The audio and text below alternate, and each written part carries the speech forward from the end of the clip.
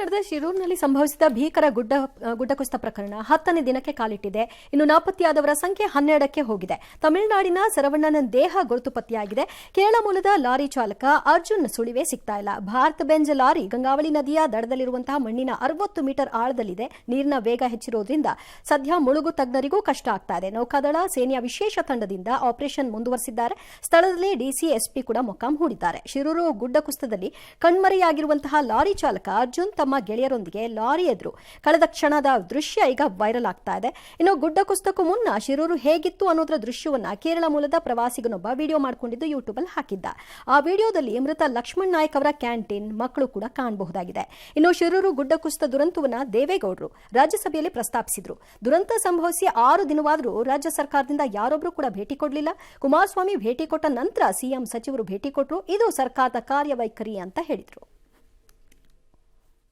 When this incident happened, ಒಂದು ನಮಗೆ initial ಒಂದು ಪಾಯಿಂಟ್ ಸಿಕ್ತು, ನದಿನಲ್ಲಿ ಅಷ್ಟು ಕರೆಂಟ್ ಇರೋದ್ರಿಂದ ಆ ಗಾಡಿ ಇನ್ನೂ ಕೂಡ ಮೂವ್ ಆಗಿರ್ಬೋದು ಅಂತ. ಸೊ ಆ ಪರ್ಟಿಕ್ಯುಲರ್ ಪಾಯಿಂಟ್ ನಾಳೆ ನಮಗೆ ಕನ್ಫರ್ಮ್ ಆಗಿ ಸಿಗುತ್ತದೆ.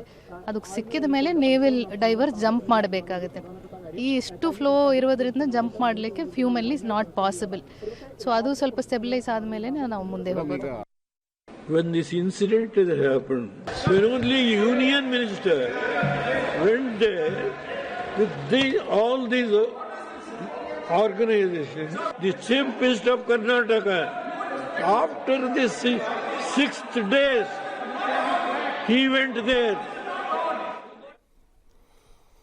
All right.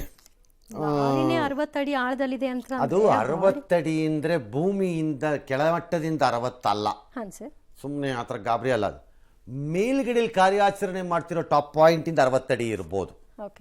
ನದಿ ಲೆವೆಲಿಂದ 60 ಫೀಟ್ ಒಳಗಡೆ ಹೋಗೋಕ್ಕಾಗಲ್ಲ. ಅದು ಹಂಗಾಗಿರ್ಲಿಕ್ಕಿಲ್ಲ. ಅದು ಮೇಲ್ಗಡೆ ಪಾಯಿಂಟಿಂದ ಇದೆ ಅಂತ ಅನ್ಸತ್ ನನಗೆ. ಅಲ್ಲಿ ವಿಪರೀತವಾಗಿ ಮಣ್ಣು ಜಾರರಿಂದ ಮೇಲೆ ಎಲ್ಲಿ ನಿಂತಿದ್ದಾರೆ ಅಲ್ಲಿಂದ ಅಲ್ಲಿಗೆ ಅದು 60 ಅಡಿ ಇರಬಹುದೇನೋ. 60 metre which is almost 180 feet. ಅದು ಹಂಗಿರ್ಬೋದು. ನದಿ 180 ಫೀಟ್ ಇರೋಕ್ಕಾಗಲ್ಲ. ಅಂಡ್ ಗುಡ್ ಥಿಂಗ್ ಏನಪ್ಪ ಅಂದರೆ ದೇವೇಗೌಡರು ಹೇಳ್ತಾ ಇದ್ದಿದ್ದರಿಂದ ರಾಜಕಾರಣಿಗಳ ಡೋಂಗಿತನ ಮತ್ತು ದಗಲ್ಬಾಜಿಗಳ ಕೆಲಸಗಳು ಏನಾದ್ರು ಇದ್ದುಕೊಂಡು ಹೋಗಲಿ. I think the DC and SP ಅಲ್ಲಿ ಹೋಗಿದ್ದಾರೆ. ಅಲ್ಲ, ಹೋಗೋದಲ್ಲ, ಲಾರ್ಜ್ಲಿ ಅಲ್ಲೇ ನಿಂತ್ಕೊಂಡು ಪಾಪ ಏನೋ ಮಾಡ್ತಿದ್ದಾರೆ. ಅವ್ರದ್ದು ವರ್ಕ್ ಯಾರಾದ್ರೂ ಒಬ್ರು ರೆಕಗ್ನೈಸ್ ಮಾಡಬೇಕಲ್ಲ. ಹೌದು ಸರ್, ನನ್ನ ಪ್ರಕಾರ, ನನ್ನ ದೃಷ್ಟಿಕೋನ. ನಾನು ಏನು ಕಳೆದೊಂದು ವಾರದಿಂದ ನೋಡ್ತಾ ಇದ್ದೀನಿ.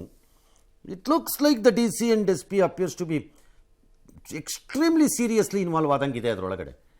ಜನರಲಿ ಆಫೀಸರ್ಗಳು ಕಾಣೆ ಆಗ್ಬಿಡೋದು, ಯಾವಾಗಲೂ ಬರೋದು ಅಂತರೋದು, ಅವ್ರ ಮೇಲೆ ಆರೋಪ ಬರೋದು ಎಲ್ಲ ಆಗುತ್ತೆ. ಅಟ್ಲೀಸ್ಟ್ ಇವ್ರು ಮಾಡ್ತಿದ್ದಾರೆ ಅನ್ನೋದನ್ನು ಯಾರು ರೆಕಗ್ನೈಸ್ ಮಾಡಬೇಕಲ್ಲ.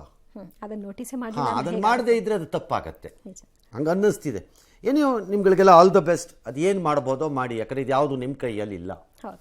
All right.